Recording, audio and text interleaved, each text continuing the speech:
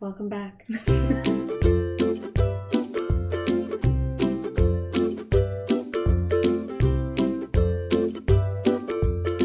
Alright, we're back on our bullshit with the Girls Talk Comics. We are back on our bullshit. Hell to the edge. Your master of mediocrity, Aaron. And your lieutenant of literature. Oh no, sorry. Am I commander now? Commander of literature, Jessica. Do what you feel is right. I feel like I'm still lieutenant. Okay. If we want more alliteration, you could do commander of composition.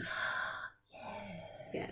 But you do what you feel is right. I do how I feel. Yeah. Yeah. And then it's like admiral of authorship. Ooh. Maybe. But that's if you want to keep if I keep going, maybe if I write something important later. Oh shit. We'll get you there. We need to put some Snoop Dogg in the background of that moment. So let's introduce what we're reading first. We are introducing Rat Queens Volume 1. Boom. Image title also. To the surprise of no one at this point. We've been doing this for a little bit now, y'all. You know. Mostly, Image. Well, Image's back cover described Rat Queens as Buffy meets Tank Girl in a Lord of the Rings world on crack. I mean, it's not wrong, but it's kind of mediocre in an attempt. Yeah, it's like you could have said more. I am saying that in this awesomely raunchy comedy, readers follow the exploits of a classic D&D band of mercenaries, the Rat Queens, as they carve a bloody path through the bars and intrigue of Palisade. We get to explore the heights of their drug-addled post-battle ecstasy and the lows of disappointing families and relationships as, holy shit. Took notes. The notes are illegible. Oh, it's names. Okay, hold on. The lows of disappointing families and relationships as Wiebe and Upchurch, the last names of the people who work on this. Oh, okay. Spin us a fantasy that hits close to home. That is the name of the creative team. Noted. Wiebe and Upchurch are nearly close enough to actual English words that is confusing AF. So Wiebe and Upchurch, if for some reason this ever listening? crosses your radar, we'll do better on Volume 2. We're sorry. So sorry. Yeah. Are you in on these D&D style comics? Is this your shit? This is my shit. Yeah. This your shit. All hell I'm a D&D girl. Yeah. Yeah. No. I immediately fell in love with this. I love the idea of an atheist cultist. I love the idea of a rockabilly wizard elf. Mm-hmm. I love the idea of a dwarf who shaved her beard out of protest. I love the idea of the halfling who's just like, yeah, whatever, I'm drug dealing rogue. Like, I'm just out having a good time humping every lady that moves. Like, fantastic. He's my favorite. Yeah. It's just a fantastic little group of ladies. And this first volume, God, I just fell in love with them. Mm-hmm. I did not get the single issues. I only read it in a volume. I have the single issues here, and I have to say that take it or leave it, I guess. They do have letters and pictures and stuff for the fans in the back where they've done stuff, but there's a lot of words and TLDR on most of them. The fun thing that I like about it is they do add a drink to the end of the back matter of everything. That's cool. Yeah, I just saw the kill 'em with kindness at the end of this. Yeah, they have the first one was bloodclot, if you're interested. I could not tell you about it because it sounds disgusting and I'm a weirdo with my alcohol, but they are all about that candy party life, so yeah. No, they draw that often. And that's actually kind of what gets these Rat Queens in trouble in this first volume, is that they have a party-filled, reckless life that ends up not being a blast for everybody else around them. Yeah, the townspeople get a little pissed. But they, but get pissed at, all the mercenaries, I think. Mm-hmm. But even then... Mercenary culture. Right. That's a really good point. Yeah. That's mercenary culture. Mm-hmm. The other mercenaries are so great, too. My favorite character, I think, is Half-Orc Dave. Yes. He's such... I would want to bang at Half-Orc Dave if Half-Orc Dave were real. Yeah. He has bluebirds in his beard. He is the sweetest. So gentle. Yeah. Just the sweetest. Yeah. But all of these women in this band are fierce AF. And I gotta say, like, they don't really put a flag in the fact that they're an all-female band. They're not the only all-female band.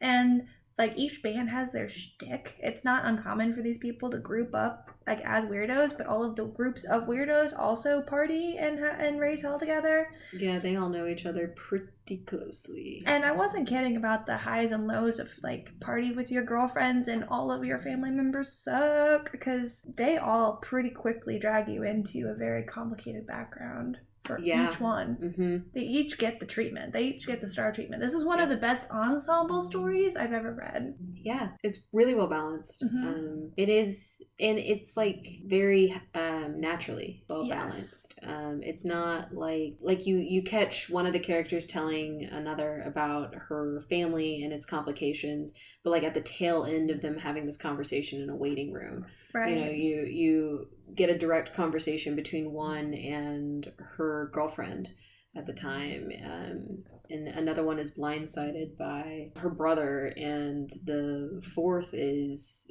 you know, really confronted by a random like equivalent of a phone call. Yeah. And even later for that particular character, you see kind of how dark her like childhood might have been when she thinks one of her party mates is killed and just snaps. I mean, they're painted as complex the entire time. They're not overly competent at anything. They're good at what they do, but they're not like, I am the bestest at blah blah blah. Like they all F up. They're not Max Mind. Yeah. Sure they have the experts, but they're not perfect experts. Yeah. And so they just feel very grounded in a very funny way. Anytime a fantasy series like this does a really grounded characterizations, it feels like, oh yeah, this is so good, and then you're like, we're talking about orcs. Right. It's the greatest D&D campaign I've ever read. I know.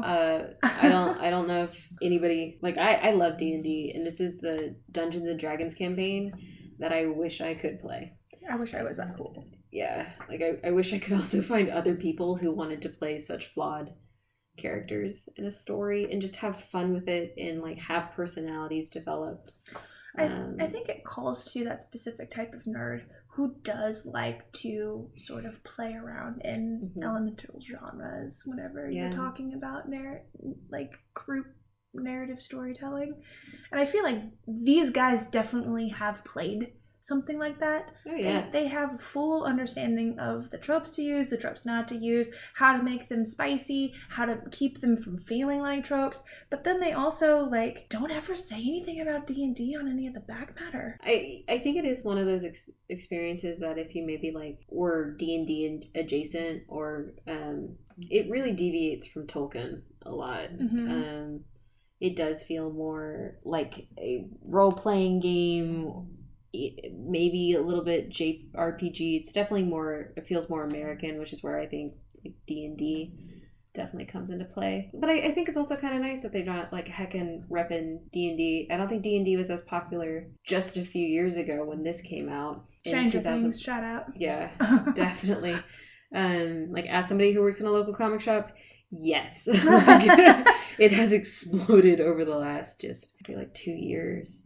But in 2013, when this was dropping, it was not like as big, so it would almost be like unnecessary to talk about it. And I feel like there wasn't a lot of crossover. There probably was crossover between D&D and comics, but like anything, they're kind of in one or the other. Yeah. So. Well, and if it doesn't draw people in like it would today, but if it didn't draw people in at the time, then why even bother? And I have sold it to people. Now I can sell it to people with the pitch that it's related. It feels like a good D&D campaign, and they really pick it up and enjoy it. But I think had I been working on it years ago, it wouldn't have gone over well. And so I guess by saying that the entire ensemble is good, we're saying, yeah, it does good job with female characters. But can we just talk about Braga for a second? Because yes, let's talk about Braga. She is like probably my favorite character in this. She's also a half orc, or she troll goblin. Not a goblin. She's too big to be a goblin. Too big to be a goblin. Gotta be orc. Because the troll is the big damn thing, the big green damn thing, and then there's a bunch of little minions that have to be orcs. Yeah. And they see her and they go, "It's the halfling. We're fucked." And they are fucked. Like, she is so amazing. And Braga is not originally part of the Rat Queens, but totally spoiler, she's beloved enough. She kind of starts popping along. The first time that I really tuned in on Braga, they actually did an entire special comic that was dedicated to her. Really? Yeah, and it was like from Braga POV, and it was so good. I love her. They that's a thing that Rat Queens is really good about, is doing their special issues. They had one just recently where it was about Dave, Half-Orc Dave, and I guess his origin story. And then they also have the Swamp Romp that came out, which has Braga on the cover struggling with a unicorn mask. I think I think she has a unicorn, maybe, or just a head that she's acquired. It looks loose like cloth, one hopes. One hopes, but there's a tongue sticking out, which leads me to believe that Braga just flat ripped the head off of the unicorn. And it don't look like it's a friendly unicorn, so I wouldn't hold it past her. Yeah. Oh! Okay, we just... Yeah, if you're not into horsey violence, don't pick up that special issue. Yeah, as we just trigger warning. Also, you know a scene is good, or at least a page flip is good when you make that kind of noise. Like, there have been a couple comics I've been reading lately where I turn a page and I have audibly, like, gasped or inhaled or just made a groan because of, or like fantastic panel placement, you know? Agreed. Yeah, this is one of my favorite series. And I was really struggling at this time because what was this? This was 2013, 2014-ish. And I was a little mad. Because they just kept sticking female stuff in my pull file. And I'm like, quit putting me in a box, y'all. But all of the female stuff that they were sticking in my pull file was like fantasy-based or really intriguing storytelling. So I feel like even though it's not a half and half situation yet at all, or at least not that isn't male-gazy, because there is a whole pulp culture, like a pulp fiction style comics genre that it's all ladies all the time, but it's nothing for the ladies. It's not for ladies, yeah. And Grimm's fairy tale. Lady Mechanica. But Cave Woman. I was really don't look at Cave Woman. Barbarella. I don't know. Cave Woman is definitely worse. Anyway. Anywho, I've been spoiled because this was when I first started reading comics, and the people who were interested in doing it were interested in doing it very well. And I think they haven't sacrificed anything by doing that. In fact, I think Image has really gained quite a lot in terms of fan base by doing that. Yeah, I kind of want to go back to something just to explain a little bit of the comic culture for anybody who may be listening who doesn't know about comics. So pull files are services that local comic shops provide where you make a list of comics that you want to read, and every time a new issue comes out, they pull one for you. It's really great because it tells the shop that it's pretty much a promise that you're going to buy this issue. Helps with ordering. It tells us what you're going to order. Based on what you're reading in pull files, comic shop employees, also because they need to recommend things, will add things that they think you will like. We do that a lot at my shop, definitely for people who are reading Venom or Captain America or other Marvel or DC staples that transition from one title to the next. Which we'll add the next one. Super helpful, especially if you're not good at navigating the previews and you're not on all the websites and you're not on the Twitters. Or you're overwhelmed by absolutely everything that's coming out every month. I can't tell you how many special editions I've almost missed, but they pulled it for me because they knew. Yeah. I mean, and that's the only way. It's a great service. So if you find a comic shop that you like, that you think is loyal and ethically sound, do it. Yeah, definitely do it. And don't give them too much flack for knowing that you just have a natural bias that you refuse to acknowledge. But at the same time, if they're recommending stuff that you don't like, please, we thrive on feedback. Right. Yeah. As we also do as people talking in this podcast. So if you are listening, feedback's nice. Leave a note in them comments, yo. If we have some. Hey, also, just a note about pull files. The thing about the pull files is, if it's really popular, like the Rat Queens or the Wick Div or your Saga, you might have a problem getting a hold of all of those. So, especially Rat Queens, this has been going on for a while. They have trades. I would pick up the trades because that way you can get your compressed storytelling and get caught up. But if you want to move on to single issues, or if you are struggling with this, I feel you. I'm sorry. This is where having a great relationship with your local comic book store really helps. Yeah, the with the trades as well, and I think we talked about it a little bit in the Thor issue or Thor episode where we were like, Marvel's getting better at doing continuous arcs or creating arcs that you can hop into. The trades, I think for Rat Queens, because I read it in trades, actually are self-contained arcs. Yes, it is nice being familiar with the characters, and there are at least so few of them that you're not going to have to buy like 20 trades. I think it's up to 4, maybe 5 now. Self-contained arcs does not mean that there is not a meta story that you're going to be following, because there is an overarching theme. They have to lay an egg for you to find. It is Easter time. Convenient. But at the same time, you can pick up kind of at certain points. So trades are good for that. Also, since it's older, the single issues are going to be a little harder to find. This is a female bias that we have, I think. It's not just female, it's also new readership, not entrenched in the old school BS.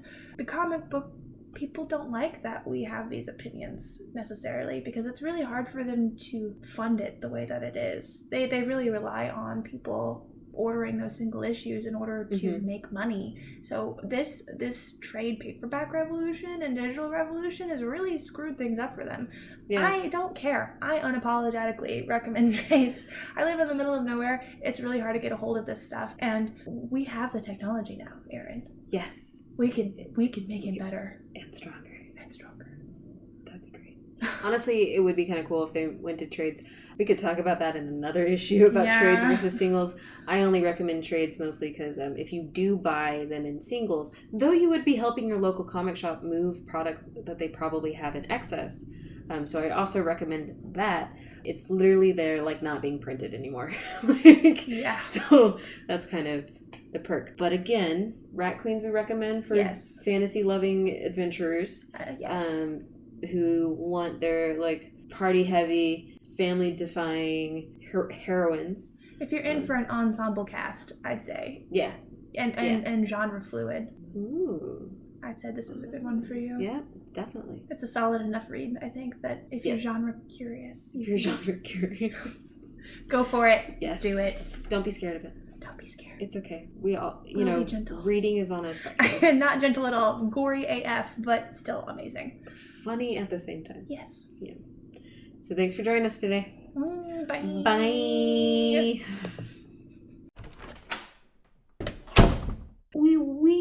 Whoa.